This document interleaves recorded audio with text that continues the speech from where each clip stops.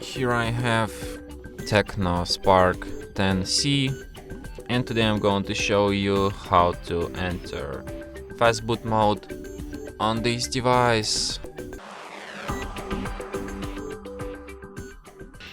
So firstly, you should turn your device off by holding down power key, and after it turns off completely, what you'll have to do is to hold down a combination of keys, power key plus volume up at the same time like this.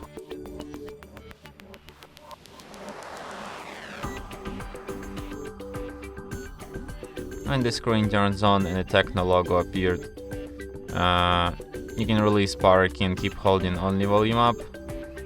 When you see this Android robot and no command message under it, to proceed, hold down power key and press volume up once.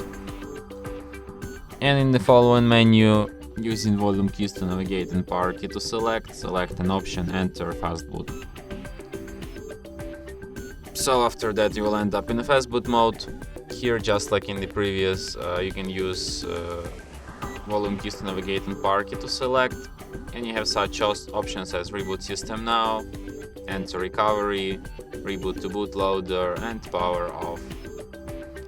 So if you want to quit this mode, just select an option reboot system now, and device will be restarted just as usual.